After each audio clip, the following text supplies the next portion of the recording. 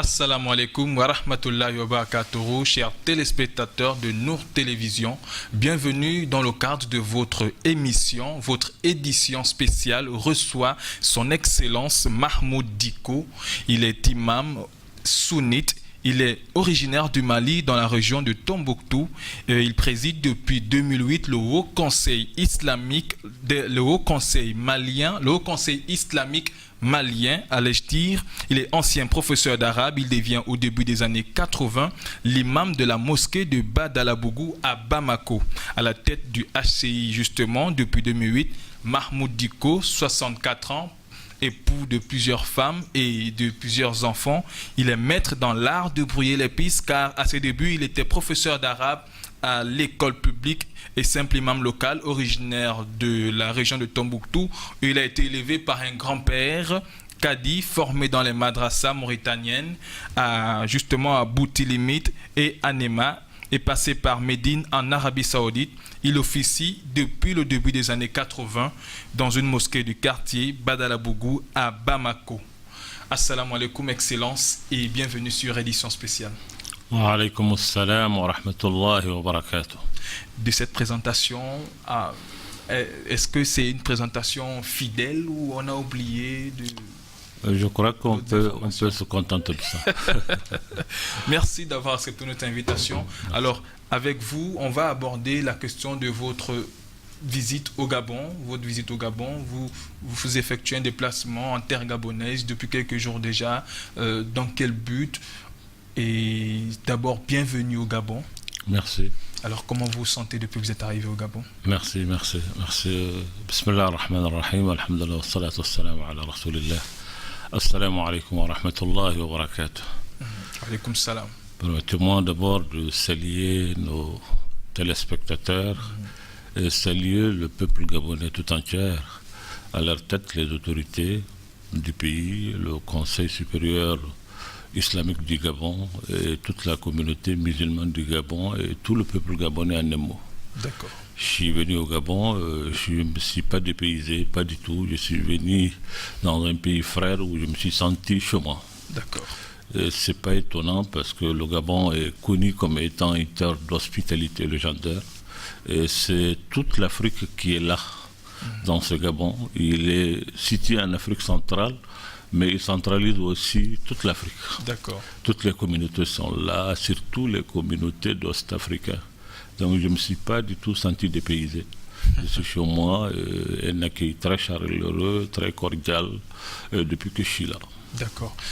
On sait que vous avez rencontré le président du Conseil supérieur des affaires islamiques du Gabon, l'imam Ismaël Ossé-Niossa.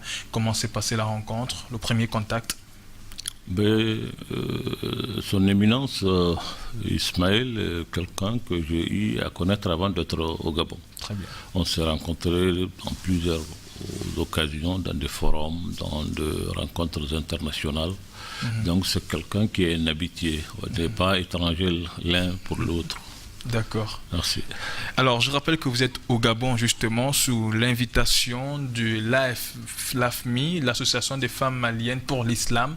Alors, vous êtes arrivé pour animer, justement, des conférences qui portaient sur la paix et la sécurité entre les communautés. Cette première conférence a eu lieu dans un hôtel de la place et la deuxième conférence a eu lieu, bien évidemment, ce dimanche à la mosquée Hassan II de Libreville. La paix et la sécurité entre les communautés. Que peut-on entendre par ces deux mots, paix et sécurité entre les communautés? Oui, je suis très heureux d'être là et surtout de participer à cette conférence organisée et voulue par nos sœurs maliennes qui résident au Gabon. Et le thème est un thème aujourd'hui qui est une préoccupation, je ne dirais pas nationale ou africaine, mais c'est une préoccupation mondiale aujourd'hui. Oui. La question de paix est une question qui préoccupe toutes les nations, ça préoccupe tout le monde. Donc m'appeler pour y participer, donner un point de vue, émettre des conseils qui participent vraiment à la construction de la paix est un privilège pour moi. Je suis venu, j'ai parlé, j'ai discuté, j'ai donné quelques pistes que je pense être des pistes qui peuvent aussi participer à la construction de cette paix tant voulue. Je crois que le Gabon est un pays bien indiqué pour parler de paix, parce que c'est un pays de paix. D'accord. Voilà, c'est un pays de paix, reconnu comme tel sous le leadership du président Ali Mbongo Ondimba. D'accord. Je m'excuse si j'écorche le nom. Non, vous le dites Voilà, très bien. Voilà.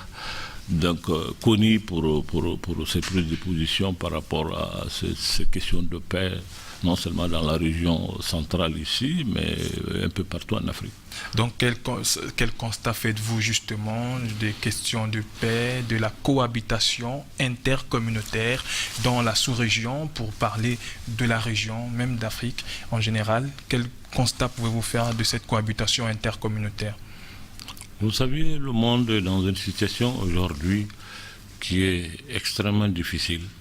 Cette situation qui est j'allais dire,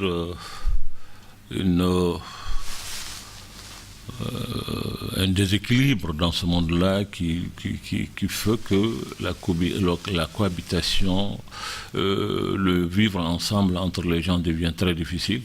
C'est pas la faute des gens en tant que tels d'avoir essayé de vivre ensemble, mais c'est la gestion du monde même qui amène certaines situations qui fait qu'aujourd'hui, un peu partout, il y a des soubresauts entre les différentes communautés.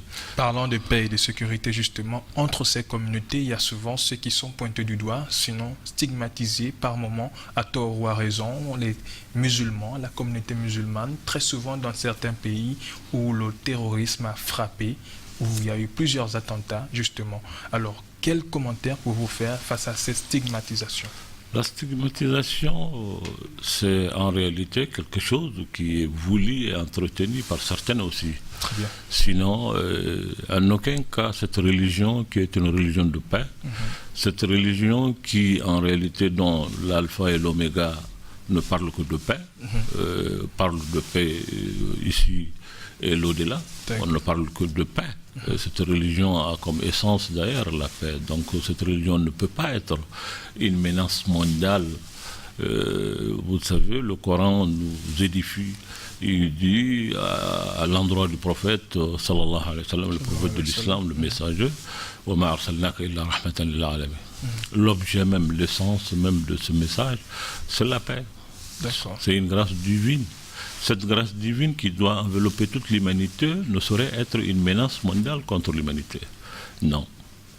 Et donc, dans ce cas, que dire de ces personnes qui souvent se lèvent et tuent au nom de Dieu? Peut-on les qualifier de fous de Dieu parce qu'ils se revendiquent justement comme étant des musulmans? Ils disent tuer au nom de l'islam.